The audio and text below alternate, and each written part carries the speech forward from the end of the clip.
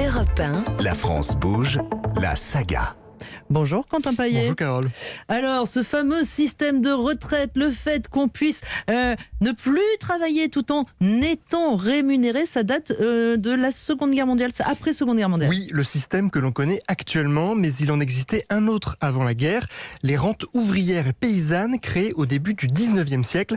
Cela fonctionnait par le système de la capitalisation, c'est-à-dire que les gens épargnaient eux-mêmes, mais très peu avaient les moyens de le faire et le système n'était pas du tout universel, comme nous l'explique Bruno Chrétien, président de l'Institut de la protection sociale. Les gens souscrivaient des droits à titre personnel ou sinon étaient dans l'acquisition de rentes.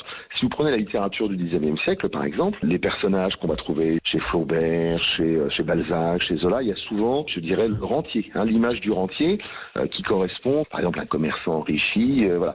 Donc, vous aviez effectivement des gens qui, en fait, vendaient leur entreprise et qui constituaient leur retraite par ce biais. Sinon, eh bien, hormis le système que j'évoquais des rentes ouvrières et paysannes, quelques professions qui avaient des systèmes de retraite, vous travailliez jusqu'à votre mort ou sinon, vous attendiez l'aide familiale qui pouvait intervenir.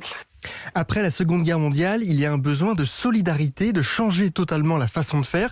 C'est à ce moment-là qu'est créée la sécurité sociale. Et les retraités ne sont pas oubliés. Le programme du Conseil national de la résistance prévoit, je cite, une retraite permettant aux vieux travailleurs de finir dignement leur jour. C'est le début de notre système de retraite actuel. Et oui, ce fameux système par répartition. Oui, c'est un système où le travailleur cotise, c'est-à-dire qu'une somme est prélevée directement sur son salaire pour financer non pas sa propre retraite, mais celle d'un retraité. Quand le système de retraite a été créé, il y avait 4 actifs qui cotisaient pour un retraité. Aujourd'hui, c'est 1,3 actifs qui cotisent pour un retraité. Donc on est toujours sur cette dimension où on prélève de l'argent pour financer les retraités d'aujourd'hui. Donc il y a peu de réserves en la matière. Alors qu'un système de capitalisation, ce qu'on trouve beaucoup plus chez les anglo-saxons, c'est un système dans lequel on constitue une épargne et cette épargne va permettre des placements financiers sur la base desquels, c'est les fameux fonds de pension notamment, on va financer les retraites futures.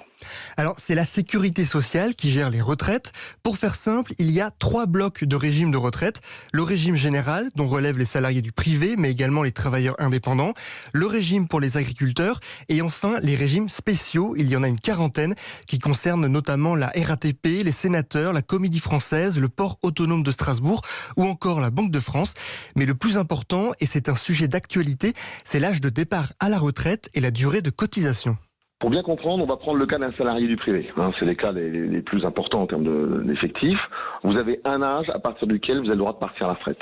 En France, aujourd'hui, sauf cas particulier, vous pouvez partir à partir de 62 ans.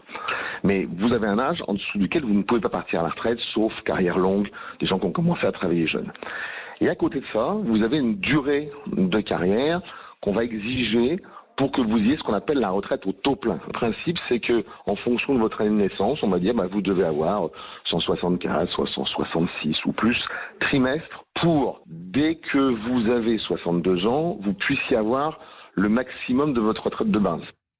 Voilà, il l'explique très bien. Aujourd'hui, la retraite en France, vous pouvez nous donner les principaux chiffres, Quentin ? La France compte 16 700 000 retraités.